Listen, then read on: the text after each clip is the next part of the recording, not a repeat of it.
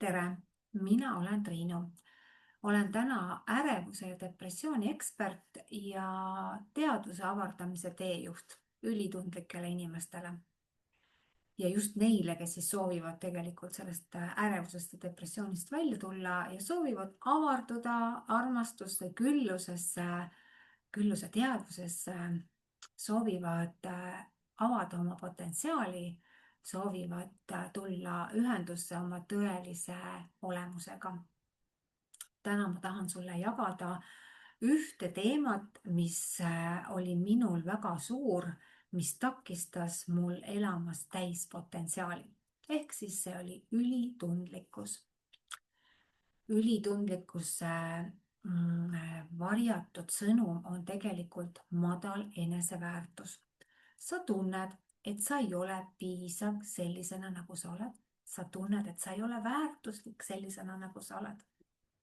Ja need on kõik varjatud sõnumid, mis siis tegelikult need traumad, mis on sinu sees tervendamata, siis need lihtsalt kogu aeg kogunevad ja see ülitundlikkus on lihtsalt märk sellest, et sinu hingekarikas on otsast lõpuni täis neid tundeid, mida sa enam ei jõua kanda, mis on sinul vabaks andmata. Ehk siis ülitundlikkus ei teki niisama. Ülitundlikkus on märk sellest, et ja veel eriti neile, kes on kõrgendatud ülitundlikkusega, sest tegelikult ülitundlikkus on sünniga saadud. Mõningatel juhtudel võib see olla traumapõhine. Mina olen ülitundlik olnud terve elu, aga minu kõrgendatud ülitundlikkus oli märk sellest, et ma kandsin kõiki neid tundeid, mida ma ei ole osanud vabastada. Nii et kui minu tervenemise teel 12 aastat tagasi sattus kiirabi, siis ta ütles, et hakake tegelema oma tunnetega, siis te saate sellest ärevusest ja depressioonist vabaks. Nii et see olukord päästis minu päeva ja täna olen mina siis see, kes aitab teistel inimestel lahendada nii ärevust kui depressiooni. Ja ülitundlik mina ongi siis see, kes siis on see, kes siis tunneb kõikide inimeste tundeid. Ehk siis ta tegelikult tunneb sügaval tasandil. Ma toon sulle ühe loo.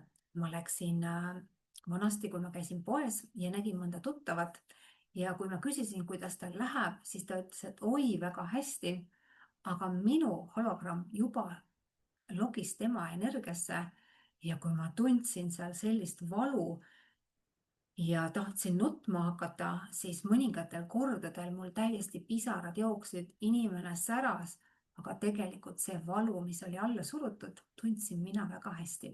Ehk siis ülitundlik inimene on see, kes siis tunneb väga sügavalt teiste emotsioone. Nii et, ja see on märk sellest, et sa ei ole osanud oma piire kehtestada. See tähendab ka seda, et sa oled võtnud vastutada kõikide inimeste tunnete eest. Aga see on see koht, mis sul tuleb ära õppida. Et ülitundlikkus saab sisse ja välja lülitada, aga ülitundlikkusel tuleb ära õppida see koht, et ma vastutan ainult iseenda tunnete ja mõtete eest. Nii et kui sina oled täna ülitundlik ja sa tunned kogu aeg sellist veel tunnet, et sa kahtled kogu aeg kõiges, mida keegi räägib. Sa võid praegust kahelda, mida mina räägin.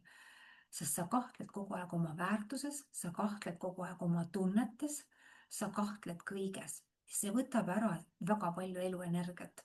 Sul on väga suured kahtlused ka oma otsustusvõimetuse osas, et sa ei oska teha uusi valikuid. Toon sulle näite, et kui mina hakkasin endaga tegelema 9 aastat tagasi, siis paljud inimesed ütlesid, et kuule, see on mõttetu, see ei ole see koht, tegele millegi muuga, aga mina tundsin reaalselt, et see on minu koht, minul tuleb ennast tervendada, sest et neid emotsioone, mida ma kandsin, oli nii palju ja ma kohe tundsin raskustunnet ja väsimustunnet, aga ma ei tahtnud neid tundeid.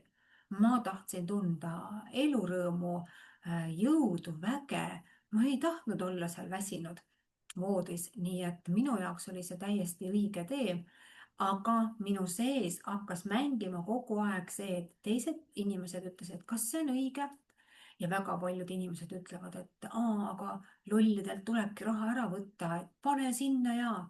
Aga tegelikult on see koht, et inimene ei tunne endas kindlust ja see eneseväärtuse piisavuse tunne ei ole paigas, siis sa kogu aeg kuulad teisi ja lased nagu teistel oma elu juhtida.